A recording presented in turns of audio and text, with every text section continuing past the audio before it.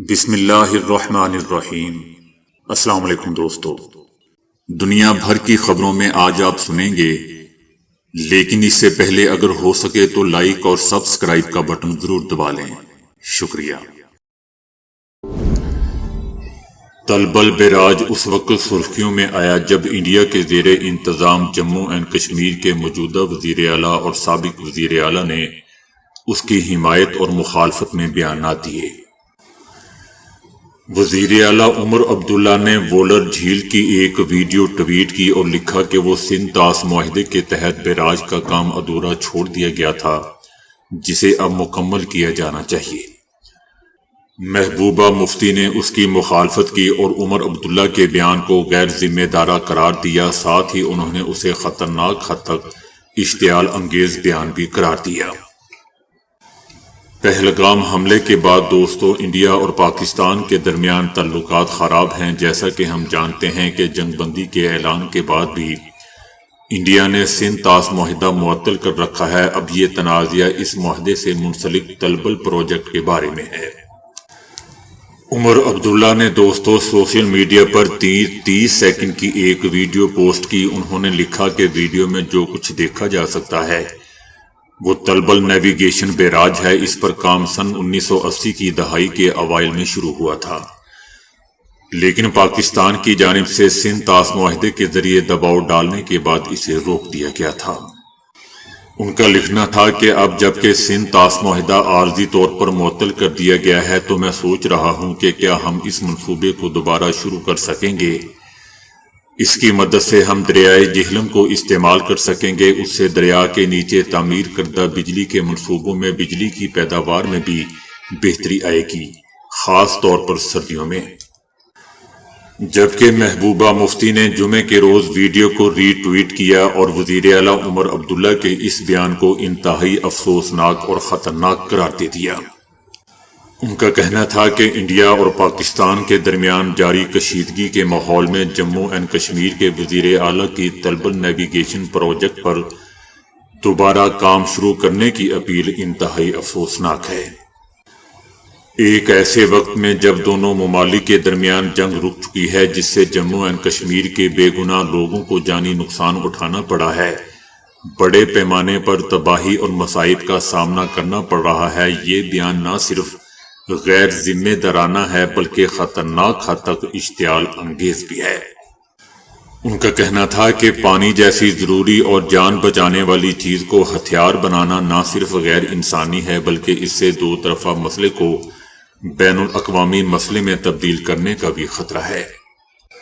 بدقسمتی سے دوستو، یہ معاملہ ان دو ٹویٹ سے ختم نہیں ہوا۔ عمر عبداللہ نے محبوبہ مفتی کی ٹویٹ کا جواب دیتے ہوئے کہا کہ بدقسمتی کی بات یہ ہے کہ سستی شہرت اور سرحد پار کے چند لوگوں کو خوش کرنے کی آپ کی اندھی کوششیں آپ یہ سمجھنے سے قاصر ہیں کہ سندھ طاس معاہدہ جموں اینڈ کشمیر کی عوام کے مفادات کے ساتھ تاریخی طور پر سب سے بڑا غداری ہے۔ عمر عبداللہ کا کہنا تھا کہ وہ ہمیشہ سے اس معاہدے کے مخالف رہے ہیں۔ عمر عبداللہ کا کہنا تھا کہ کھلے عام اس کی مخالفت کرنا جنگی جنون نہیں ہے بلکہ یہ ایک تاریخی ناانصافی کا علاج ہے، جس نے جموں اینڈ کشمیر کے لوگوں سے پانی کے استعمال کے حق کو چھین لیا ہے۔ عمر عبداللہ کی ٹویٹ کا جواب دیتے ہوئے محبوبہ مفتی نے عمر عبداللہ کے خاندان کے ایک فرد کا نام لیتے ہوئے کہا کہ آپ کو یاد رکھنے کی ضرورت ہے کہ آپ کے دادا شیخ صاحب نے اقتدار کھونے کے بعد 2 دہائیوں تک زیادہ عرصے تک پاکستان کے ساتھ الحاق کی وکالت کی تھی، لیکن وزیر اعلیٰ کے عہدے پر بحال ہونے کے فوراً بعد وہ اچانک انڈیا کے حق میں بولنے لگے۔ آپ لوگوں کی وفاداریاں سیاسی سہولت کے مطابق تبدیل ہوئی ہیں۔ محبوبہ مفتی کا کہنا تھا کہ ہمیں اپنی لگن ظاہر کرنے کے لیے کشیدگی بڑھانے یا جنگی بیان بازی کرنے کی ضرورت نہیں ہے، ہمارا کام ہی سب کچھ بتانا ہے۔ ان کا کہنا تھا کہ تلبل نیویگیشن پروجیکٹ اور سرحد پار پانیوں پر کنٹرول کے بارے میں عمر عبداللہ کے تبصرے نہ صرف غلط وقت پر مبنی ہے بلکہ انتہائی غیر ذمہ دارانہ بھی ہیں۔ اس کے بعد عمر عبداللہ کا کہنا تھا کہ کیا یہ واقعہ سب سے بہتر ہے جو آپ کر سکتی ہیں، ایک ایسے شخص پر حملے جسے آپ خود کشمیر کا سب سے بڑا لیڈر کہہ چکی ہیں۔ عمر عبداللہ نے دوستو انتہائی بدتمیزی اور غلیظ انداز میں لکھا کہ میں اس گندگی کے ڈھیر سے باہر نکل رہا ہوں جس میں آپ مرحوم مفتی صاحب کا نام اور بہت سی دوسری چیزیں شامل کر کے اس بحث کو آگے بڑھانا چاہتی ہیں۔ عمر عبداللہ کا کہنا تھا کہ آپ جس کے لیے بھی کرنا چاہتی ہیں اس کی وکالت کریں اور میں جموں اینڈ کشمیر کے لوگوں کے مفادات کے لیے بولتا رہوں گا تاکہ ہم اپنے فائدے کے لیے اپنے دریاؤں کا استعمال کر سکیں۔ میں پانی دینا بند نہیں کروں گا، بس اپنے لیے اس کا زیادہ سے زیادہ استعمال کروں گا۔ اس کے بعد دوستو محبوبہ مفتی نے ایک اور سوشل میڈیا پوسٹ کی جس میں انہوں نے جموں اینڈ کشمیر میں چناب وادی کے پروجیکٹوں کے بارے میں لکھا، جس میں نیشنل ہائیڈرو پاور کارپوریشن یعنی NHPC اور Jammu and Kashmir power development corporation کے درمیان صرف 49% حصص تھے، لیکن سن 2000 میں جب فاروق عبداللہ وزیر اعلیٰ تھے ان منصوبوں کا پورا حصہ NHPC کے ذریعے مرکزی حکومت کو دیا گیا تھا۔ محبوبہ مفتی کا کہنا تھا کہ ہم مسلسل نیشنل کانفرنس یعنی عمر عبداللہ کی پارٹی کی جانب سے سونپے گئے بجلی منصوبوں کی واپسی کا مطالبہ کر رہے ہیں۔ محبوبہ مفتی کا مزید کہنا تھا کہ میں واضح طور پر کہنا چاہتی ہوں کہ ہم کبھی بھی اس معاہدے کو منسوخ کرنے کے حق میں نہیں رہے، اس سے کشیدگی بڑھ سکتی ہے اور جموں اینڈ کشمیر ایک بار پھر تنازع کے مرکز میں آ سکتا ہے۔ ان کا کہنا تھا کہ پانی جیسے ہمارے وسائل کو ہتھیاروں کے طور پر نہیں بلکہ زندگی کے لیے استعمال کیا جانا چاہیے۔ اب سندھ طاس معاہدے کی منسوخی جنگ بندی کو پٹری سے اتارنے کا ایک لاپرواہ اقدام ہے۔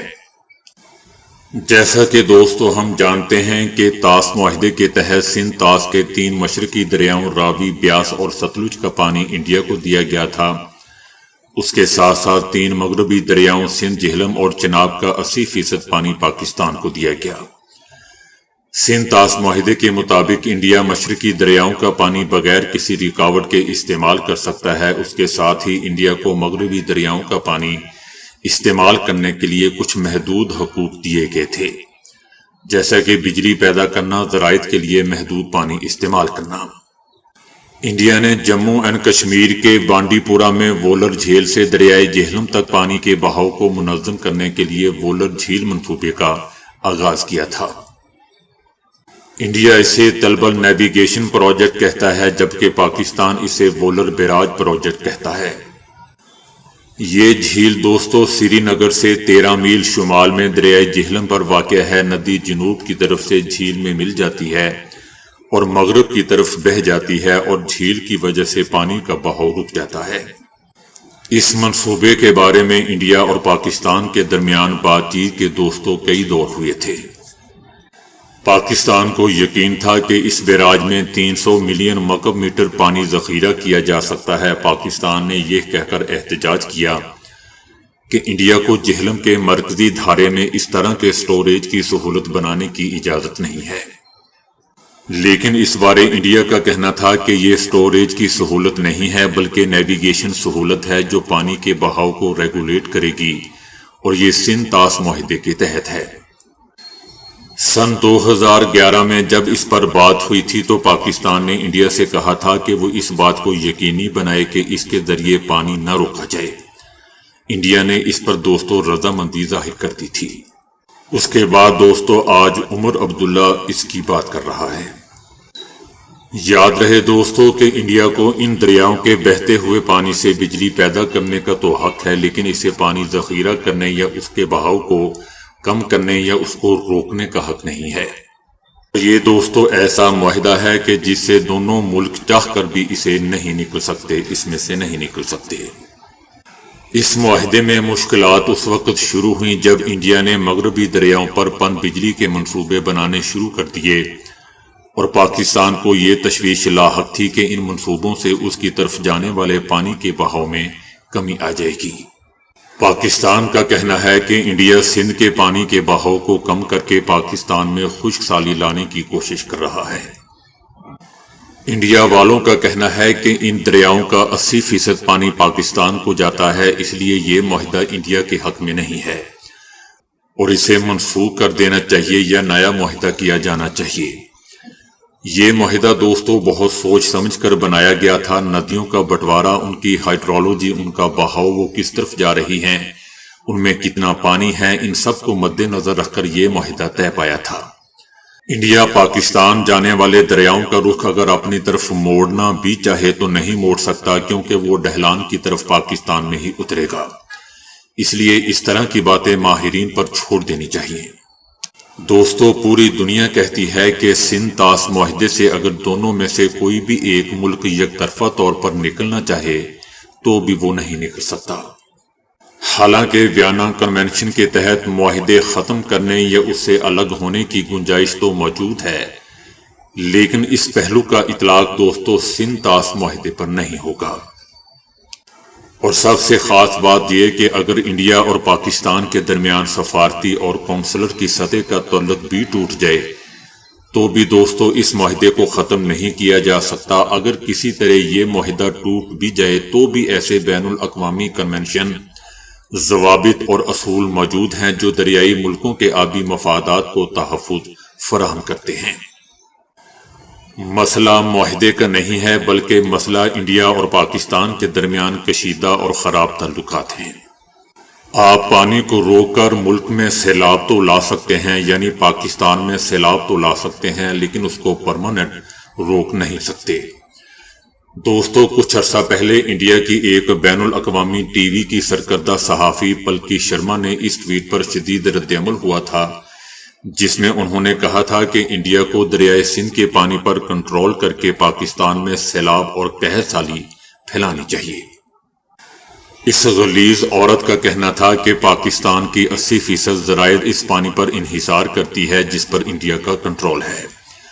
انڈیا پاکستان میں پانی کے کنٹرول سے سیلاب اور قحط سالی پیدا کر سکتا ہے۔ انڈیا اس حربے کو استعمال کرنے سے کیوں ہچکچا رہا ہے؟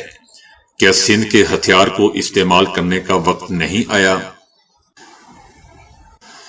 اس ٹویٹ کے شائع ہوتے ہی ٹویٹر پر پلکی شرما کے بیان کے خلاف بہت شدید رد عمل دیکھنے میں آیا۔ کئی صارفین نے انہیں دائیں بازو کی قوم پرستی کا ترجمان قرار دیا تو بعد نے انہیں غیر ذمہ دارانہ صحافت کے لیے برا بھلا کہا۔ لوگوں کا اس عورت کو کہنا تھا کہ جب آپ کو آبی وسائل، انجینئرنگ اور جغرافیہ کے بارے میں کچھ نہیں معلوم ہو اور آپ پاکستان مخالف اور احمقانہ اشتعال کے ڈھول پیٹ کر مقبولیت حاصل کرنا چاہتی ہو تو یہی ہوتا ہے۔ یہ صرف مزاح کا خیز نہیں، خطرناک ٹویٹ ہے۔ لوگوں کا یہ بھی کہنا تھا کہ ڈیئر پلکی شرما، آپ برائے مہربانی RSS بجرنگ دل اور VHP میں شامل ہو جائیں، کیونکہ وہاں آپ کے لیے ایک درخشاں مستقبل ہے۔ لیکن دوستو پلکی شرما کے بارے میں صرف یہی کہوں گا کہ چھوٹے لوگ چھوٹی باتیں۔ بھارتی وزیر خارجہ جے شنکر کا بھارتی حملوں سے پہلے پاکستان کو مطلع کرنے کے بیان پر بھارتی اپوزیشن لیڈر راہل گاندھی کی مودی حکومت پر کڑی تنقید کرتے ہوئے کہا کہ حملوں سے پہلے پاکستان کو مطلع کرنا جرم ہے۔ انہوں نے حکومت سے سوال کیا کہ حملوں سے پہلے پاکستان کو مطلع کرنے کا کون مجاز تھا، کیونکہ وزیر خارجہ جے شنکر کھلے عام اس بات کو تسلیم کر چکے ہیں۔ راہل گاندھی نے یہ بھی کہا کہ حملے کے بعد بھارتی فضائیہ نے کتنے طیارے کھوئے ہیں اس کے بارے میں بھی ہمیں بتایا جائے۔ دوستو یاد رہے کہ بھارتی وزیر خارجہ جے شنکر نے ایک بیان میں کہا تھا کہ پاکستان میں حملوں سے پہلے ہم نے پاکستان کو بتا دیا تھا۔ امریکی میڈیا نے اپنی ایک رپورٹ میں بتایا ہے کہ بھارتی میڈیا نے غزہ میں دھماکوں کی ویڈیوز پاکستان پر حملے کے طور پر استعمال کی۔ امریکی میڈیا کا مزید کہنا تھا کہ بھارتی میڈیا پاک بھارت کشیدگی کے دوران ریاستی پروپیگنڈے کا ہتھیار بنا رہا۔ پاک بھارت کشیدگی کے دوران بھارتی میڈیا کے پروپیگنڈے نے بھارتی جمہوری دعووں کو مشکوک بنا دیا، ایسا دوستو امریکی میڈیا کا کہنا ہے۔ امریکی میڈیا کا یہ بھی کہنا تھا کہ ان تمام خبروں کا نہ کوئی ثبوت موجود تھا، نہ کوئی آزاد تصدیق۔ بھارتی میڈیا نے ان دعووں کو ایسے پیش کیا جیسے یہ حتمی حقائق ہوں، جبکہ ایک بھارتی صحافی راج دیپ نے اعتراف کیا کہ پاکستانی طیارے مار گرائے جانے کی خبر غلط تھی۔ بھارتی حکومت نے سچ بولنے والوں کے خلاف کریک ڈاؤن بھی کیا۔ بھارتی حکومت کی قانونی درخواست پر 8,000 سے زائد اکاؤنٹس کو بھارت میں بلاک بھی کیا جو سچ بول رہے تھے۔ پاکستانی حکومت نے کہا ہے کہ پاکستان نے جن طالبان کے لیے امریکہ اور مغربی ممالک کے الزامات برداشت کیے، تخریب کار ملک کے طور پر مشہور ہوئے، آج وہی کابل افغانستان، وہی طالبان اسرائیل سمیت ہندوستان کے ساتھ کھڑے ہیں۔ دوستو، پاکستان کا کہنا ہے کہ یہ ہم نہیں کہہ رہے، یہ پروین ساہنی کہہ رہے ہیں جو بھارتی میڈیا کے ایک ڈیسنٹ آواز ہیں۔ سینئر بھارتی صحافی اور دفاعی تجزیہ کار پروین ساہنی نے کہا تھا کہ پاکستان کے خلاف آپریشن سندور پر دنیا بھر میں صرف اسرائیل اور افغانستان نے بھارت کی حمایت کی اور کسی نے حمایت نہیں کی۔ دوستو، یاد رہے کہ 2 دن پہلے یہ خبر بھی سامنے آئی تھی کہ فوجی جارحیت میں پاکستان سے منہ کی کھانی کے بعد طالبان کی عبوری حکومت کے وزیر دفاع نے خفیہ طور پر بھارت کا دورہ بھی کیا تھا۔ تو دوستو، ابھی کے لیے اتنا ہی۔ ویڈیو کو لائک اور شیئر کرنے کا بہت بہت شکریہ۔